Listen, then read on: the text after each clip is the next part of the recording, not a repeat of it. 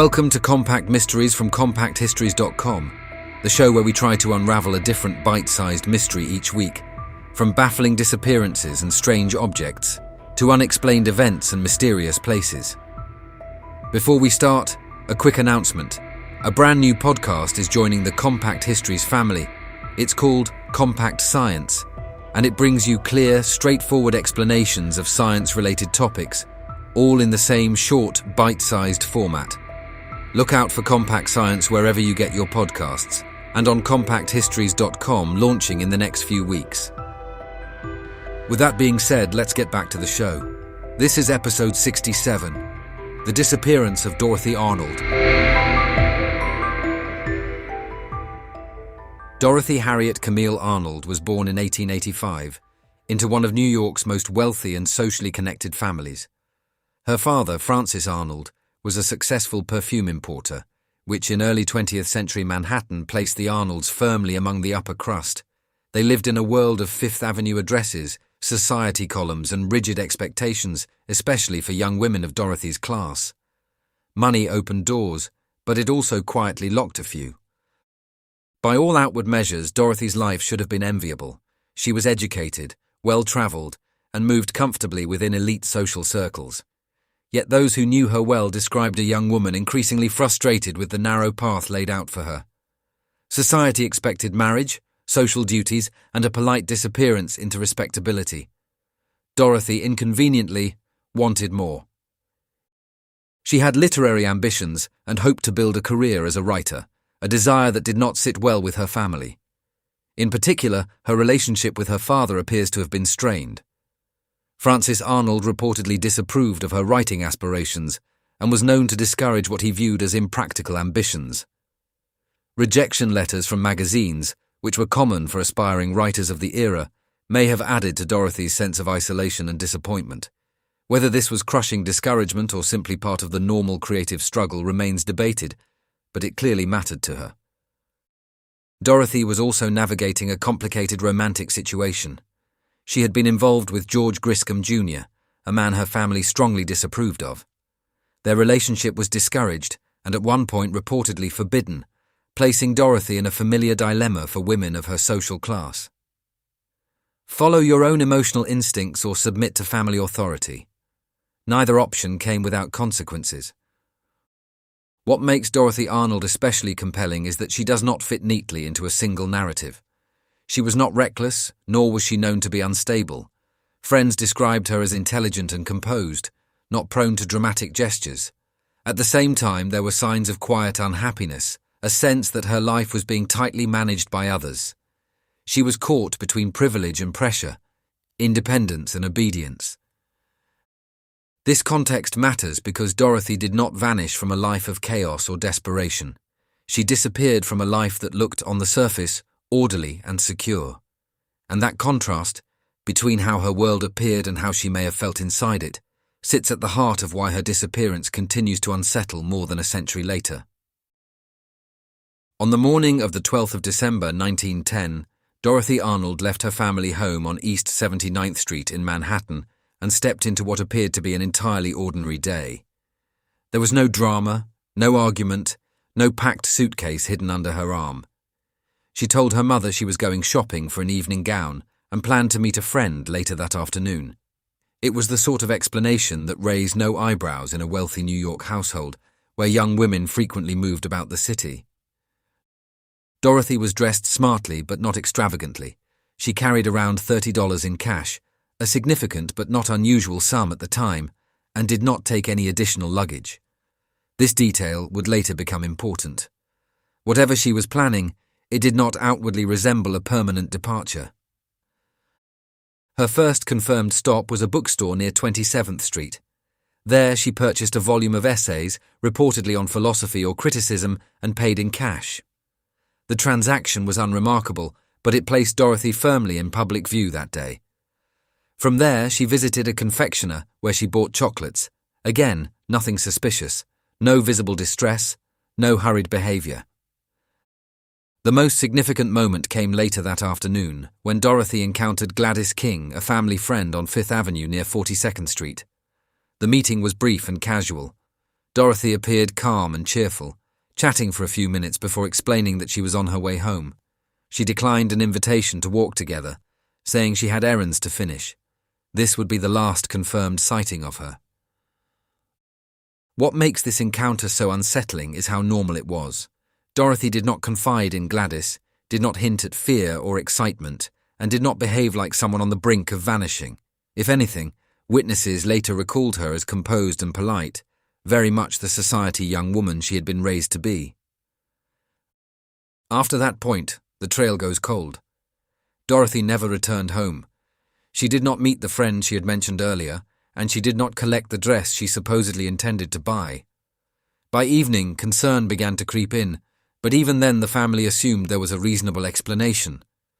In their world, young women did not simply disappear. Yet sometime between that casual farewell on Fifth Avenue and the end of the day, Dorothy Arnold vanished completely. No confirmed sightings followed. No belongings were recovered.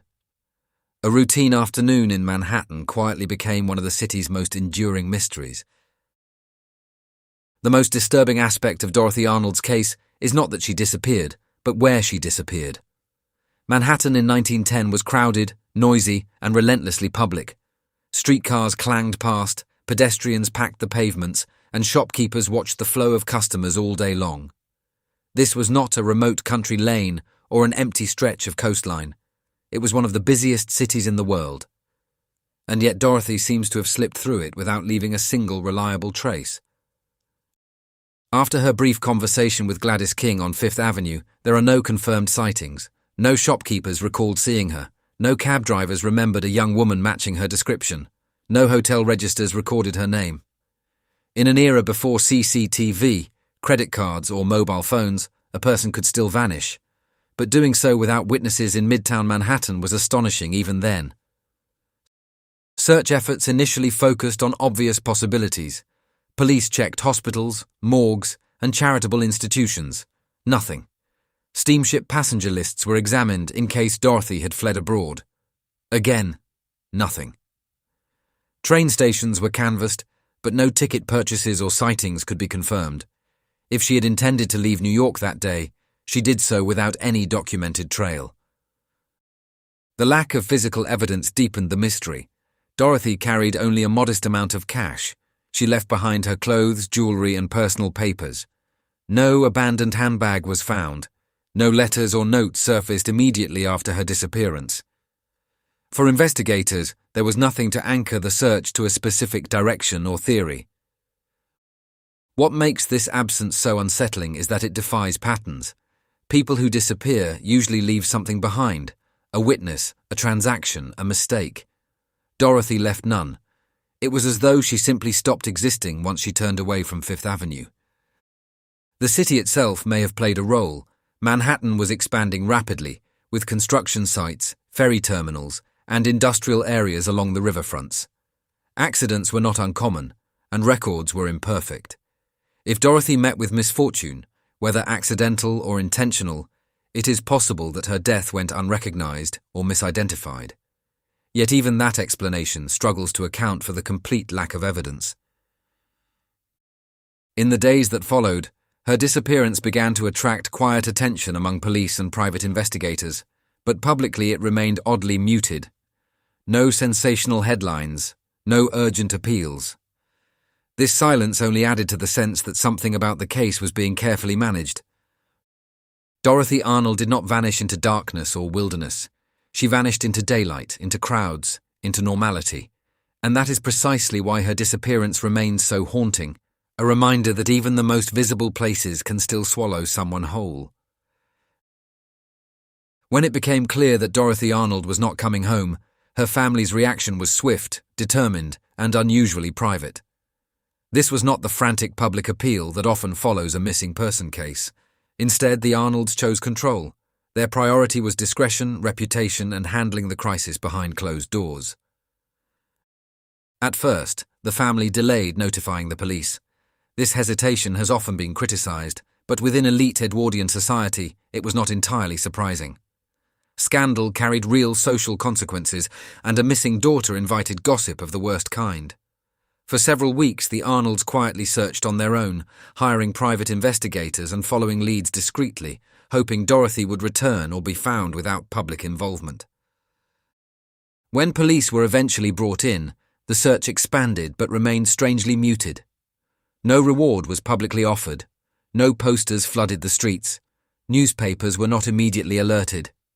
The family reportedly feared that publicity would encourage sensational rumors or permanently damage Dorothy's reputation if she were found alive. In attempting to protect her, they may have limited the very exposure that could have helped locate her. The Arnolds also pursued highly personal avenues of inquiry. They questioned friends, servants, and acquaintances, scrutinizing Dorothy's movements and emotional state in the months leading up to her disappearance. Private investigators traveled across the United States and even to Europe, chasing rumors of sightings and letters. None produced verifiable results. As months passed with no answers, the family's response grew more guarded. Public statements were minimal and carefully worded. In some cases, they actively denied or dismissed theories circulating in quiet social circles. The result was an information vacuum, one that allowed speculation to flourish without official correction. Perhaps the most controversial aspect of the family response came years later. In 1916, Dorothy's father quietly filed papers declaring her legally dead, citing a possible accidental overdose of sleeping pills. The explanation was presented without evidence and without a body. For many observers, it felt less like a conclusion and more like an attempt to close the story on the family's terms. Whether motivated by grief, shame, or a desire for peace, the Arnolds ultimately chose silence over scrutiny.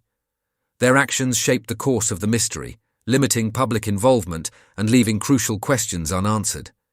In doing so, they ensured that Dorothy Arnold's disappearance would remain unresolved, not only because she was never found, but because the truth was carefully, perhaps deliberately, kept just out of reach.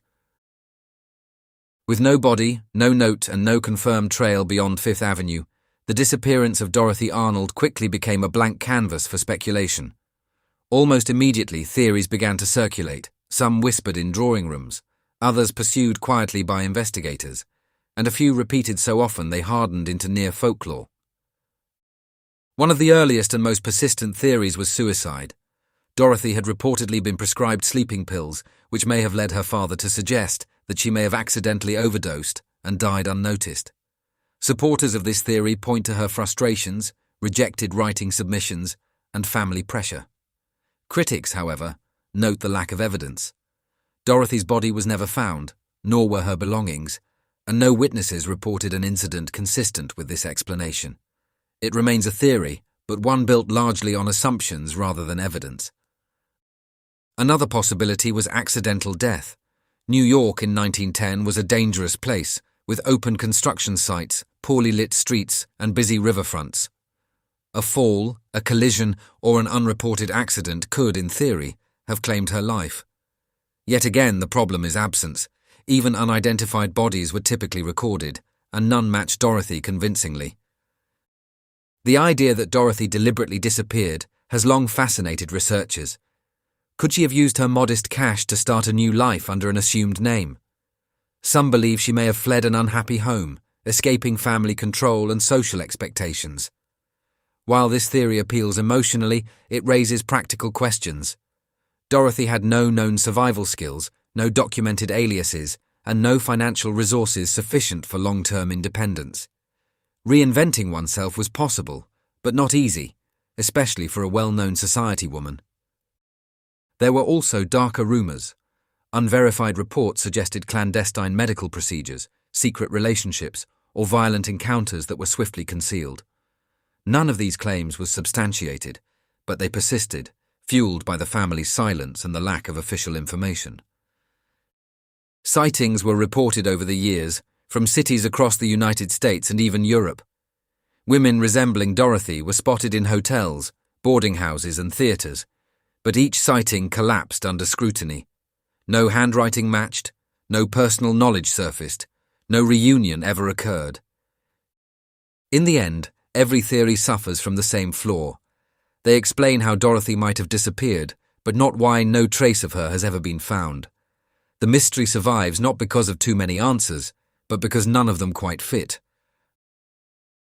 More than a century later, the disappearance of Dorothy Arnold continues to unsettle in a way many older missing person cases do not. Time has erased witnesses, records, and physical clues, yet the mystery feels oddly modern. A young woman leaves home on an ordinary day, is seen behaving normally, and then simply ceases to exist. No crime scene, no explanation, no ending. Part of the enduring unease lies in how thoroughly Dorothy defied expectations. She was wealthy, protected, and visible. If anyone should have been traceable, it was her. Instead, her privilege seems to have worked against resolution. The family's insistence on privacy limited press coverage and public involvement at a critical early stage. In trying to avoid scandal, they may have erased opportunities for answers. The case quietly slipped past the point where momentum could be regained. There is also the unsettling possibility that the truth is painfully mundane. Not a grand escape or dramatic crime, but an accident, an illness, or a moment of despair that went unnoticed and unrecorded. Those explanations are unsatisfying precisely because they offer no villain, no revelation, no justice. They suggest that even in a city bursting with people, a life can end without witnesses or acknowledgement. Dorothy's story also resonates because it reflects broader themes that still feel relevant. The pressure placed on young women to conform, the tension between personal ambition and family expectation, the cost of silence, especially when reputation is prioritized over truth. Dorothy was not just a missing person. She was someone struggling quietly within a rigid social structure, and her disappearance forces uncomfortable questions about how much autonomy she truly had. Unlike many mysteries, this one resists closure. There is no final document waiting to be discovered, no confession hidden in an archive. Every few decades, the case is revisited, reanalyzed, and ultimately returned to the same unresolved state. Each generation projects its own fears and assumptions onto it, which keeps the story alive, but never solved. Dorothy Arnold haunts us because her disappearance exposes a fragile illusion. We like to believe that visibility equals safety, that wealth brings protection, and that the past was somehow more orderly. Her vanishing proves otherwise. Sometimes, even surrounded by people, certainty, and privilege, someone can still disappear completely, leaving behind nothing but questions and the uneasy sense that the world noticed far less than it should have. That brings us to the end of this episode of Compact Mysteries, part of the Compact Histories Network. If you enjoyed it, please follow or subscribe wherever you're listening so you don't miss any future episodes, and consider leaving a rating or review, as it really helps new listeners find the show. You can find more episodes at compactmysteries.com, where you can also explore our other podcasts covering biographies, history, disasters, warfare, and true crime. You can also follow us on Facebook, Instagram, and Pinterest. Finally, please consider supporting the show directly by buying us a coffee. Head on over to compacthistories.com/mysteriescoffee to see how. Thanks for listening, and I'll see you next time.